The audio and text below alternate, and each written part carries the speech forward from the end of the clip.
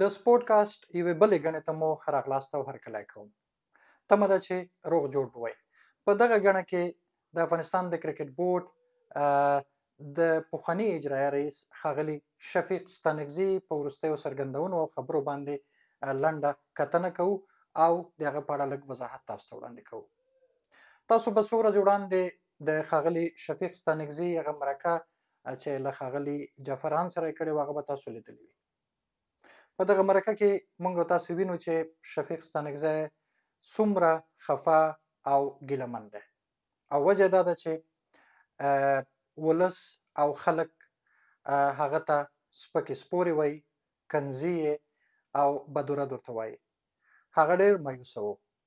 او د هغه د مایوسۍ وجه دا و چې خلک هر څه چې د هغه په اړه د دوی په خوله کې راځي ورته وایي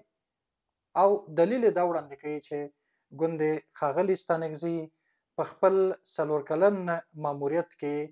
د کرکټ بورډ پیسې غلا کړې دي او په هغه پیسو باندې ځان ته کاروبار جوړ کړی.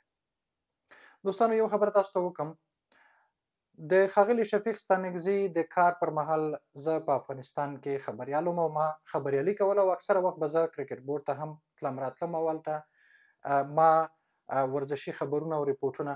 جوړول. هغه ورځ مې هم ښه په یاد ده چې د فبروري 14مه 2019 کال په کومه ورځ باندې چې شفیق ستانکزي یوه غونډه راوبلله او هغه غونډه د ده د مخخې غونډه وه. په هغه ورځ باندې د هغه خپل څه باندې 4 کلن ماموریت پای ته رسوه او ټولو رسنیو ته یې هر څه واضحه او په ښکاره وویل چې د خالي لاس د افغانستان کرکټ بورډ ته راغلی و او دا د بیرته تش لاس له کرکټ بورډه ځي او د کرکټ بورډ 1 روپۍ هم ده نه ده غلا کړې.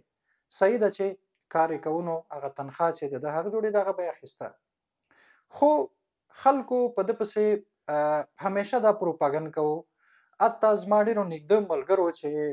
اکثره وخت به هغوی سره د کرکټ بحث او خبره کېده نو د شفیق ستانکزي په اړه یو وخت خبره چې په هر ځای کې او په هر مجلس کې کېده هغه دا و چې شفیق ستانکزی غل او د کرکټ بورډ پیسې غلا کړې دي. خو منحیث د یو خبریال یعنی تاسو باور وکړئ ما په دې تړاو ډېرې پلټنې کړي، خپل کوشش مې کړی دی چې په دې اړه زه معلومات ترلاسه کړم خو هیڅ چا هم په دې اړه یو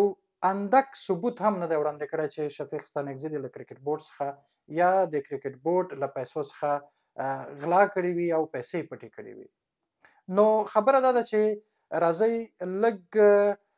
قضاوت چې کوو د یو چا په اړه هغه په اسنادو او شواهدو باندې وکړو. نو په پټو سترګو باندې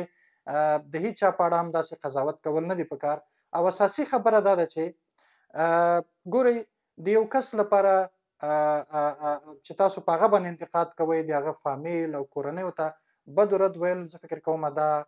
په هیڅ چوکاټ او فریم کې نه راځي او دا ډېره سپکه او بده خبره ده چې موږ یو څوک ټارګېټ کړو. هغه راته وویل چې زه کله چې د یو خپل زوی عکس واچوم هم خلک راته بد و رد او کنځلې لیکي. نو دغه وضاحت او دغه سپیناوی ما په دې وکړه چې تمه ده دوستانو به قناعت کړی وي او هغوی ته به یو څه معلومات شوي وي. خو اساسي خبره دا ده چې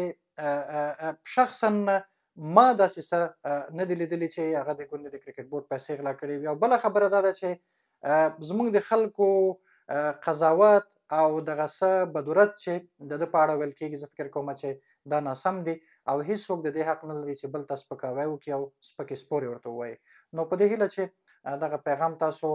تر نورو هم ورسوئ او کوشش وکړئ چې د خپلو لوبغاړو او د کرکټ بورډ د مسؤلینو درناوی وکړئ. انتقاد بالکل ستاسو حق دی او تر هر چا ډېر انتقاد په همدغه د کرکټ بورډ په مشرانو باندې هغه وخت کې ما کړي دي او بیا به هم کوم. خو خبره که چېرته د اخلاقو راشي نو درناوی او د دوی د عزت او د دوی د کورنۍ د عزت د خیال ساتنه بیا ضروري ده او دا به ټول سره کوو. نو ډېره مننه چې راسره وئ.